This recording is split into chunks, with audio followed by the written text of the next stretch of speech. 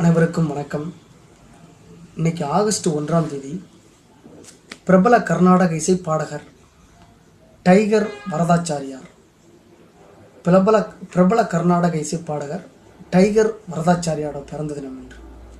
வரதாச்சாரியார் செங்கல்பட்டு அருகே உள்ள கொளத்தூரில் 1876 பிறந்தவர். தந்தை தமிழ், தெலுங்கு, சமஸ்கிருதம் ஆகிய மொழிகளில் வல்லவர். சிறுவன் தன் அக்கா பாடுவது, தெருக்கூத்து, பசனை பாடல்களை உன்னிப்பாக கேட்டு கேள்வி ஞானத்திலேயே இசை பயின்றான். இரு சகோதரர்களுமே இசைக்கலைஞர்கள். கிராமத்தில் ஒரு ஆசிரியரிடம் தொடக்க இசை பயிற்சி பெற்றார். 14 வயதில் சகோதரர்களுடன் சேர்ந்து திருவையாற்றில் பட்டணம் சுப்பிரமணியர் என்பவரிடம் குருகுல முறைப்படி இசை கற்றுக்கொண்டார்.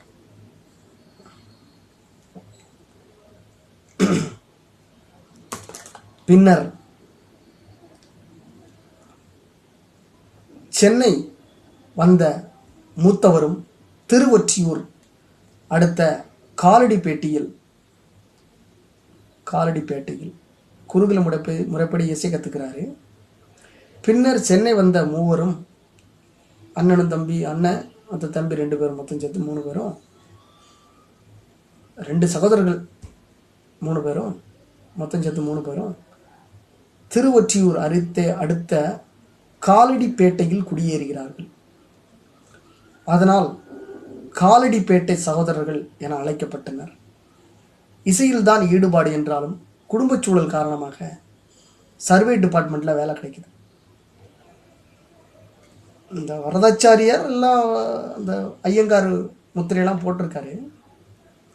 பிராமணர்களுமே எல்லா ஜாதிலையுமே ஏழை பணக்காரன் இருந்துட்டு இருக்கான் அப்படின்றத இவர் மூலியமா தெரிய வருது. அப்ப குடும்ப சூழல் காரணமாக சர்வே துறையில வேலைக்கு சேர்றாரு. கேரள மாநிலம் கோழிக்கோட்டில் பணிபுரிந்தார். இசைப்பயிற்சியையும் தொடர்ந்து மேற்கொண்டார். பணி முடிந்த பிறகு கோயில்கள், திருமண விழாக்களில் கச்சேரி செய்வார். மைசூர் நவராத்திரி விழாவில் பாட இவருக்கு அழைப்பு வந்தது. அப்போது இவர் பாடிய பல்லவியை கேட்ட மைசூர் மகாராஜா இவரை அரண்மனை ஆஸ்தான பாடகராக இருக்குமாறு கேட்டுக்கொண்டார். மகிழ்ச்சியுடன் ஒப்புக்கொண்டவர் சர்வே வேலையை ராஜினாமா செய்தார். ஒரு சமயம் மிக நுட்பமான பல்லவியை தன்னை மறந்து 4 மணி நேரம் பாடியதை கேட்டு வியந்த மகாராஜா இவருக்கு டைகர் என்ற பட்டத்தை கொடுத்துள்ளார். மைசூர் அரண்மனையில் 10 ஆண்டுகள் பணியாற்றிய பின்னர் சென்னை மயிலாப்பூரில் குடியேறுகிறார். சென்னை மியூசிக் அகாடமியில் ஆசிரியர்களுக்கான இசைக்கல்லூரி டீச்சர்ஸ் காலேஜ் ஆஃப் மியூசிக் முதல்வராக 5 ஆண்டுகள் பணியாற்றியிருக்கிறார். இன்னைக்கும் சென்னை மியூசிக் அகாடமி இருக்கு. சென்னை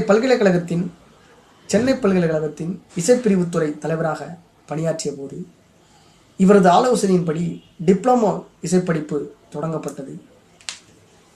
நகைச்சுவை உணர்வு மிக்கவர். ஒரு முறை சீர்காழியில் கச்சேரி நடந்த பொழுது ரசிகர்கள் விரும்பிய ராகங்களை பாடிக்கொண்டிருந்தார்.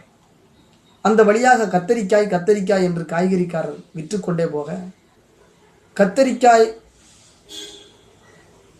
கத்தரிக்காய் வாங்க வாயேண்டி தோழி என்று பல்லவி பாடி சிரிப்பலை ஏற்படுத்தினாராம். அண்ணாமலை பல்கலைக்கழக இசைக்கல்லூரி, சென்னை அடையாறு கலாசேசத்ரா முதல்வராக பணியாற்றியிருக்கிறார். பல பாடல்களை இயற்றி மெட்டு அமைச்சிருக்கிறார். தான் எழுதி வைத்திருக்கும் இசைக்குறிப்புகளை, நொட்டேஷன்ஸ் இசைக்குறிப்புகள் தான், மாணவர்களிடம் கொடுக்க மாட்டார். நீங்களே உருவாக்குங்கள் என்று நம்பிக்கை ஊட்டுவார். எளிமையாக வாழ்ந்தார். மாணவர்கள் உட்பட யாரிடமும் கோபித்துக் கொள்ள மாட்டார். நெற்றியில் நாமம், கையில் குடை, தென்னங்கீற்றால் செய்யப்பட்ட வெற்றிலை பெட்டி இல்லாமல் அவரை பார்க்கவே முடியாது. சென்னை மியூசிக் அகாடமி இவருக்கு 1932 சங்கீத கலாநிதி விருதை வழங்கியது. பல சீடர்களை உருவாக்கி கர்நாடக இசையை பிரபலமாக்கிய டைகர் வரதாச்சாரியார் 73 வயதில் நம்மை விட்டு நீங்கினார், மறைந்தார். மாபெரும் ஒரு முக்கியமான ஆளுமை, பிரபல கர்நாடக இசைப்பாடகர். அவரை சந்தித்த மகிழ்ச்சியோட இந்த நாள் இனிதே நிறைவு பெறுகிறது. நன்றி, வணக்கம்.